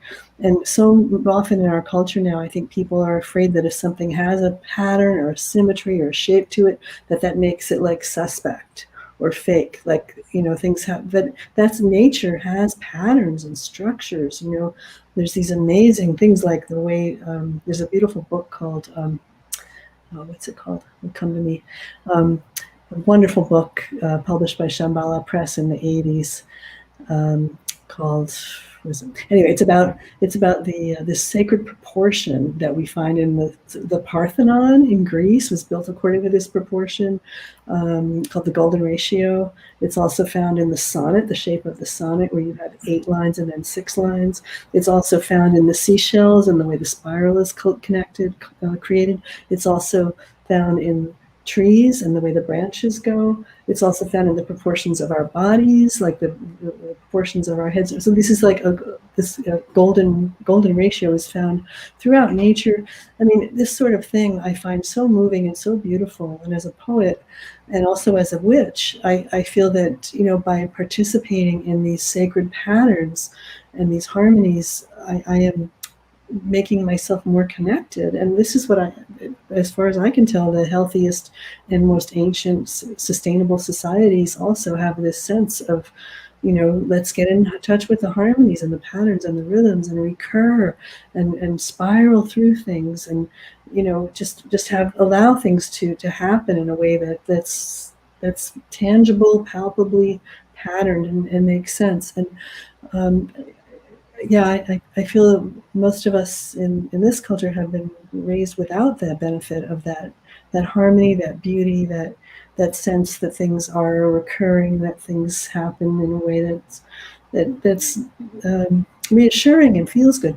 And it's I think, you can look at it as patriarchy and maybe the patriarchal energy being less in touch with the cycles and the patterns and the harmonies and the whole, and being more about the individual, more about the separation and, just the immediate thing. I think that's why we're on the verge of nuclear and climate destruction, because the short-term individualistic thinking as opposed to holistic group or aware of the whole thinking.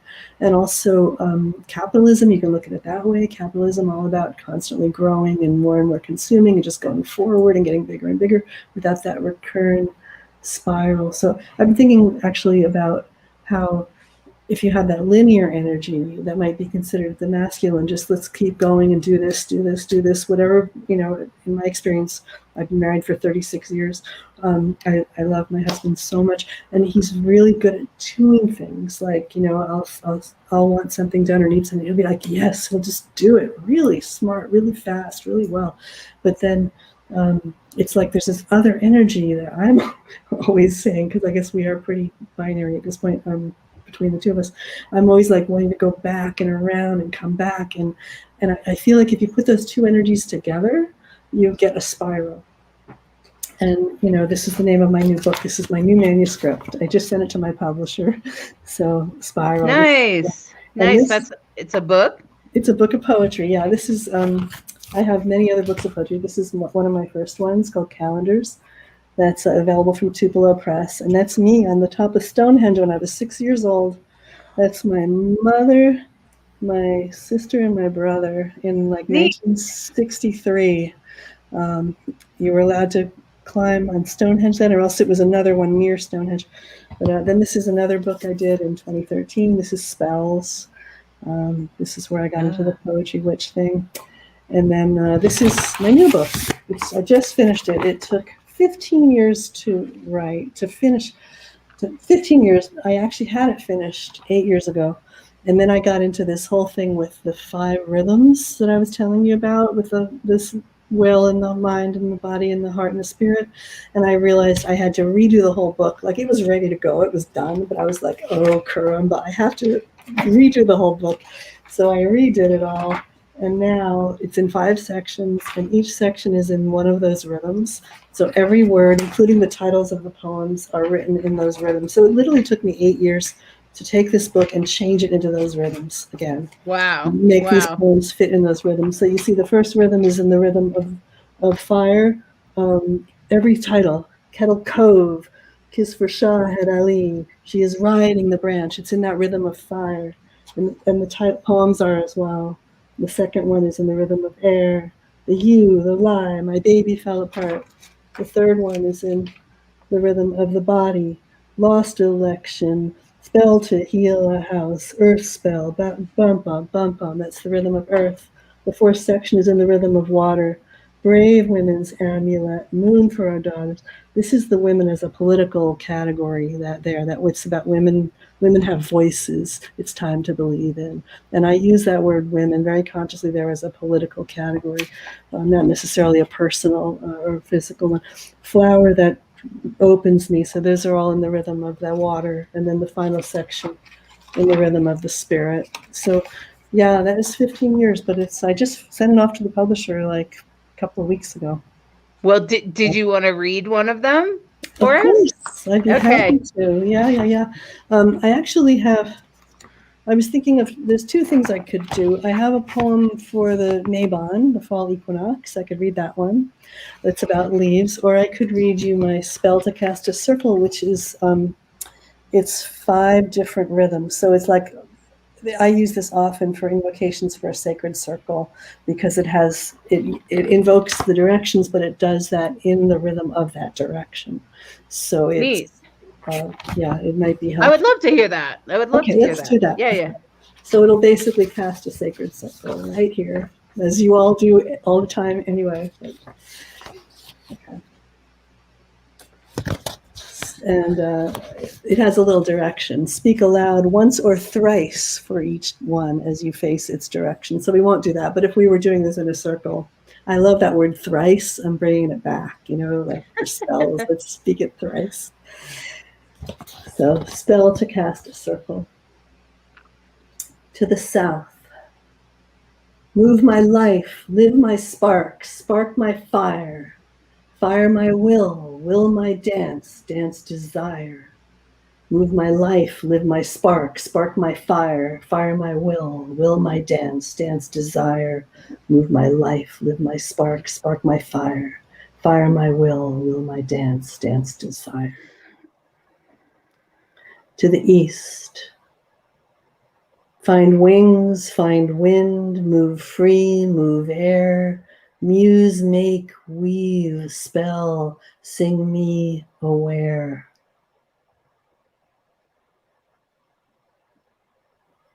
To the north. Seed of strength now root and ground me.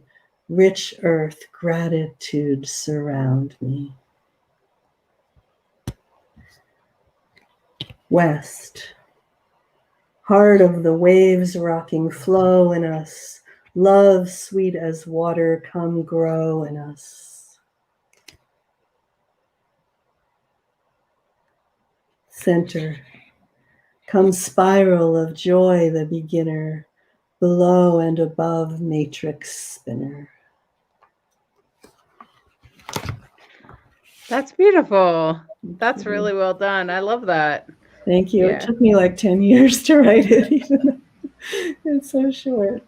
They used to be on tea packages. I had a business where I was selling tea, Spells tea, and I actually first wrote them to go one on each box of tea. So I like that it came out of something physical like tea.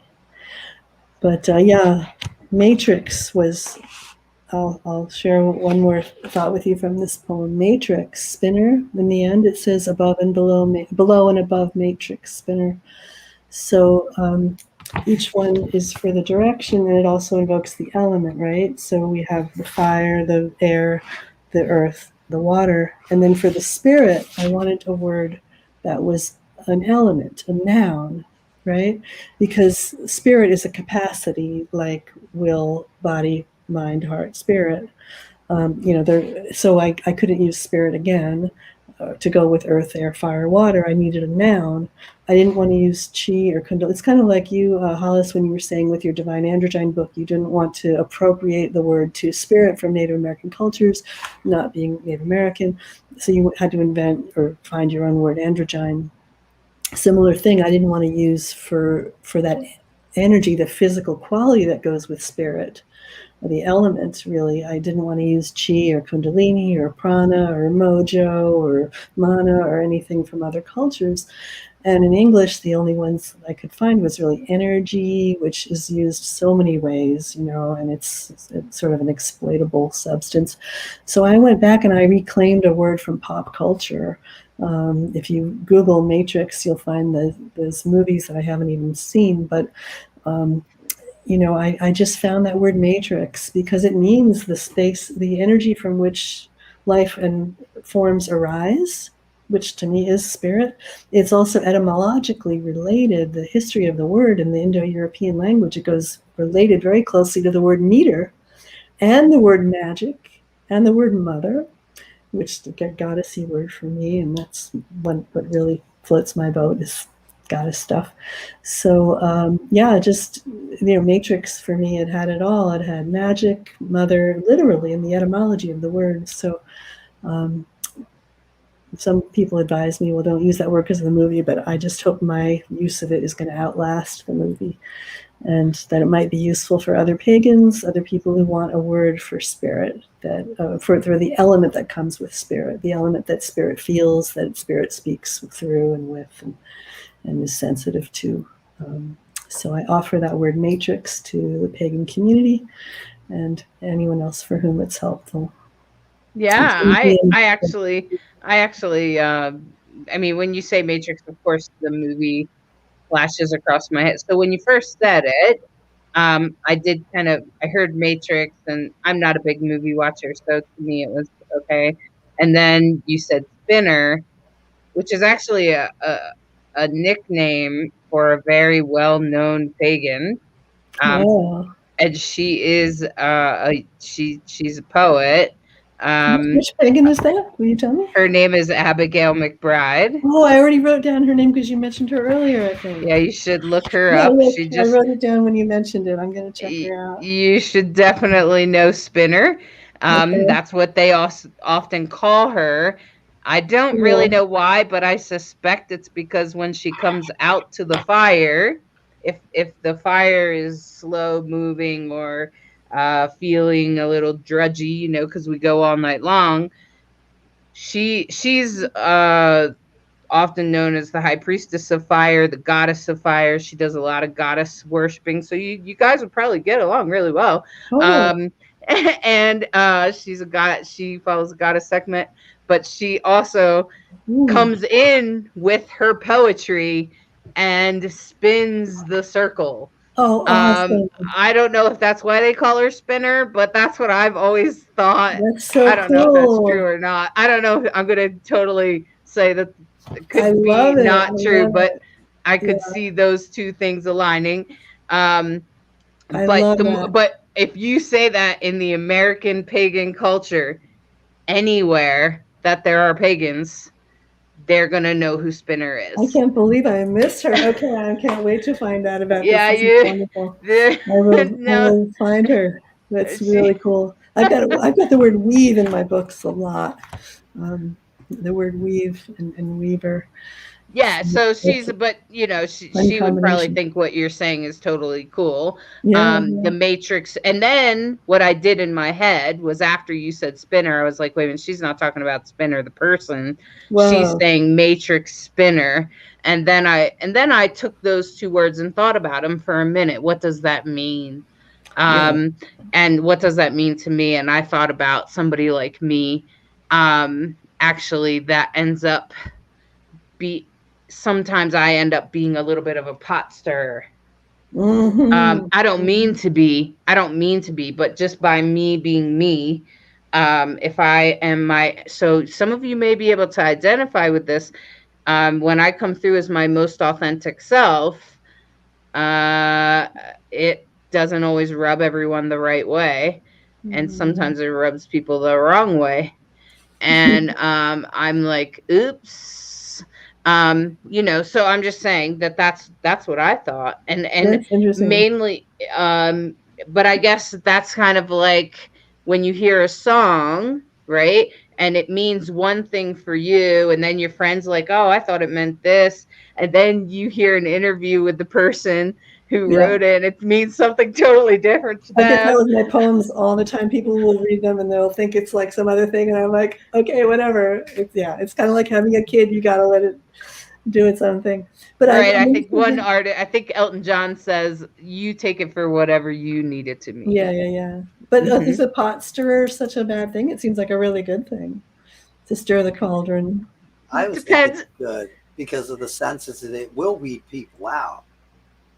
It does. No, it will weed people out, and even like I get the same thing. Like what Hollis is saying, it's just like when people first meet me, they're like, "Oh, you're mean. You're so serious. You're so this. You're so that." Yeah, that's your first initial take, but sometimes we got to get past that. And once we get past that, and if you're willing to take that step to get that to know that person better, then I think that's where it's a more beautiful thing, and it makes it a little more intimate. You know. Yeah, exactly. And a lot of people, like, I appreciate you, Sandy. Sandy's like, I can't imagine you rubbing anyone the wrong way. Sandy, it happens. It definitely happens. And especially narcissists and cult leaders, boy, oh boy, do I trigger them. So usually if I've triggered somebody really badly, I start to go, wait a minute. And then I go, wait a minute. And they're usually a person that you probably don't want to be near anyway. So sometimes I think my ancestors are working in my favor. Yeah. Because they protect me. Because I begged and pleaded after leaving a cult the first time. I said, please don't let me do that again. Please do something to shake me, to make me aware that I'm doing that. Please. And I asked my ancestors to protect me, and now I just need to learn to listen. So, Annie, before we only have like about about 10 more minutes or so. But if you had another poem, we could do that. And then I'm going to do a little tarot reading. Okay. Oh, are you going to do one for me or for the world, for everybody? For everyone that's watching and listening, awesome. Either now or later. That is wonderful. Okay, well then I should make it a fairly quick poem, right? I have The Crown of Leaves is probably about 3 minutes. Is that too long? No. You think? Okay, I'll do I guess I should do that because it's because it's almost Mabon time. Of course, people may be watching this at any time. So I will do it though, because here we are. A Crown of Leaves for Mabon. September 21st, autumn equinox. Our voices press from us and twine around the year's fermenting wine. Yellow fall roars over the ground, loud in the leafy sun that pours liquid through doors. Yellow the leaves twist down as the winding of the vine pulls our curling voices. Glowing in wind and change, the orange leaf tells how one more season will alter and range, working the strange colors of clamor and bells. In the winding of the vine, our voices press out from us to twine. When autumn gathers, the tree that the leaves sang reddens dark slowly, then suddenly free, turns like a key, opening air where they hang. And the winding of the vine makes our voices turn and wind with the year's fermented wine. One of the hanging leaves, deeply maroon, tightens its final hold, receives, finally weaves through, and is covered soon in the winding of the vine. Holding past summer's hold, open and strong, one of the leaves in the crown is gold, set in the cold where the old seasons belong. Here is my crown of winding vine, of leaves that dropped, that fingers twined. Another crown to yield and shine with a year's fermented wine. Happy Mabon. Thank you. You know, Mabon was my favorite holiday for a really long time, especially in my 20s and 30s when I was a baby witch. Oh, well, that's so wonderful.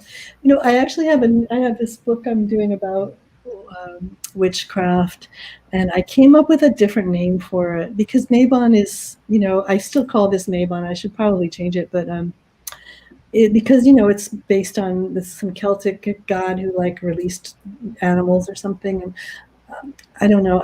And a friend of mine was having a really hard time understanding Mabon and relating to it. So I really thought about it a lot. And I changed it to the name Moneta, which is the goddess that money comes from. And I actually have a ritual for it that I invented. And to me now it's even more meaningful, which is you make like a big altar, like in the middle of September, a few weeks before Mabon. And you can put on it things from the year, like things that are like your harvest of the year, all the things that have been significant in the year. And it could be good or bad things, like things you've done, things you've achieved, pictures, people you've known, just stuff that signifies the things from the year that you're harvesting, good and bad. And then you do this process of like coming through, living with it for a few days, whatever, and then gradually removing certain things from the altar that you really don't want to keep as part of your harvest feast. And you can take those and just kind of, give them to the earth through burying, give them to the fire through burning, give them to the water, however you want to move them along, let them out of your life, and just leave on the altar the things that are really the things you want to move forward, that you are truly grateful for. And you can thank the other things as you let them go. for their help. But the things that you truly want to just celebrate from your Harvest Fest, and then you can have those as your Mabon or Moneta altar.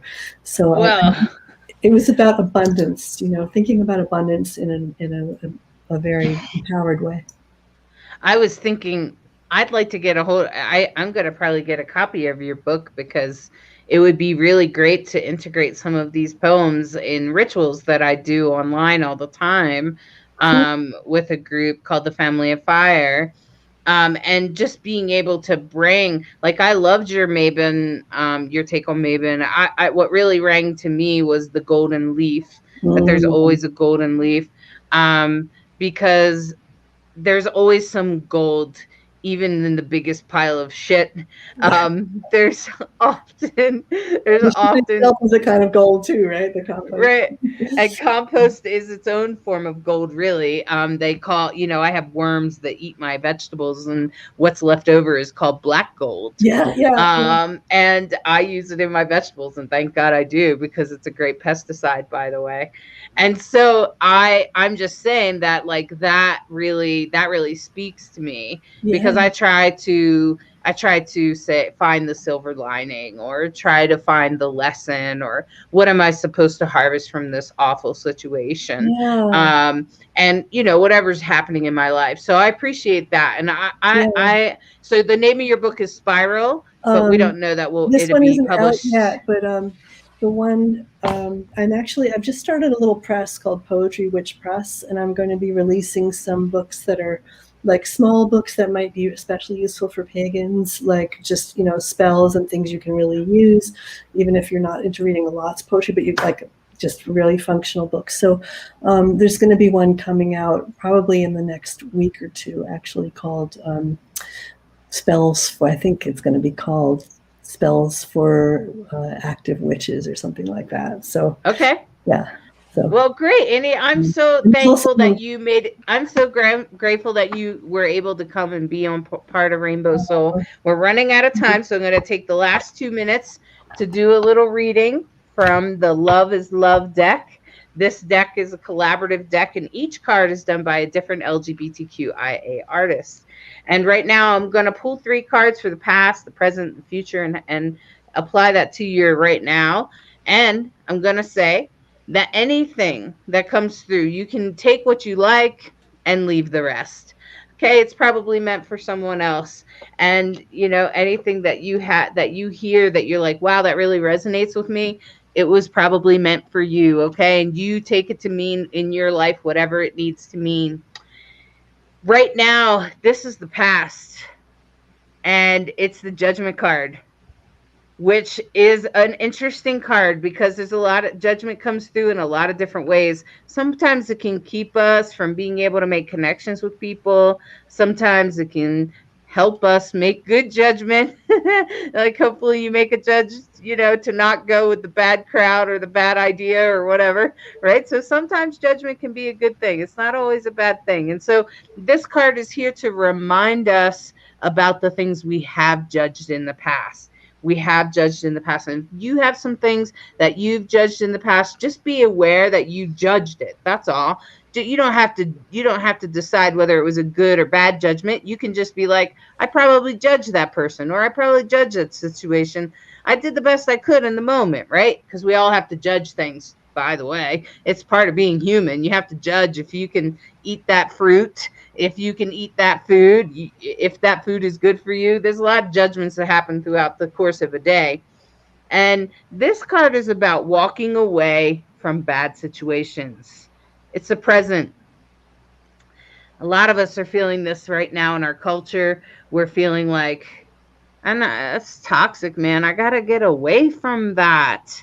I got to get away from that way of living, that bad habit, those toxic people, whatever it is. And this card is meant to tell you that you have everything you need. See how this person in the image has the bag and they're walking away. And although it's not easy for them to walk away from this clearly toxic situation, they have everything they need. Mm-hmm. So just be aware that you have everything you need. And guess where it's leading you? to a beautiful manifestation. This is a gender variant person that, look, even has sacred mark tattoos on their body. And look at them making these beautiful, what are seen as pentacles, which are blessings, and they're also portals to different expressions and different ways of living.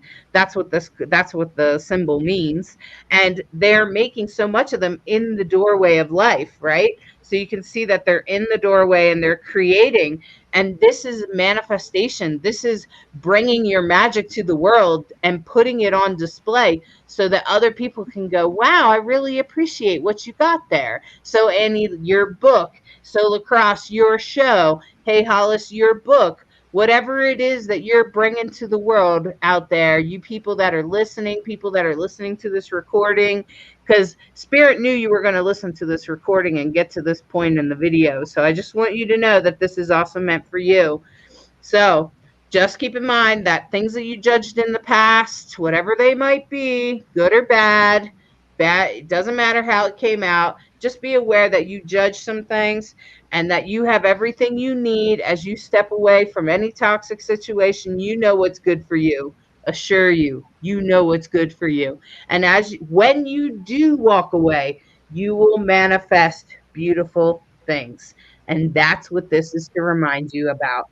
That not all judgments are bad. You have everything you need. And this is where you're going. So, my friends, I want you to take that home, take it in your heart, really think about it. How does that apply in your life? And I hope you enjoyed this week on Rainbow Soul. And I hope you're here with us every week. And you're right, we're coming up on Mabon in a couple of weeks. But next week, we're going to have a lot of artists on here to show us about painting. Mm-hmm. So come join us next week to learn about the sacred art and the sacred painting and how that speaks to our soul and how it comes out in paint. Good night, everyone. Thank you for watching. Thank you. It's wonderful to see you. To be here.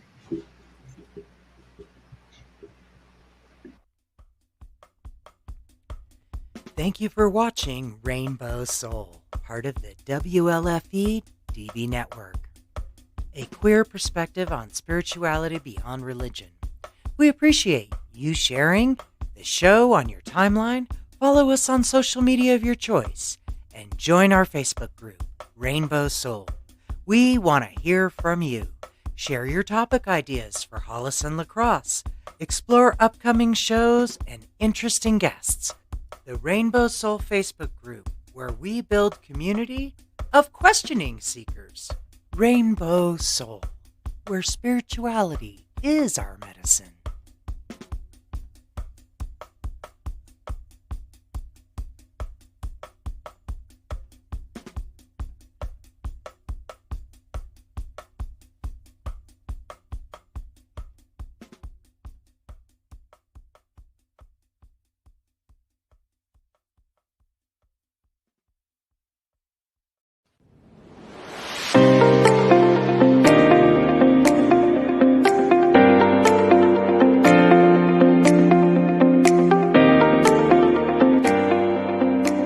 Tune in to Kaleidoscope Eyes with your host, Transman Lacrosse Ortiz.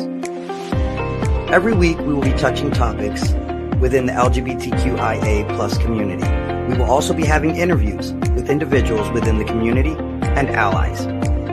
Journey with us as we share in their struggles and triumphs every Thursday at 7 p.m. Eastern.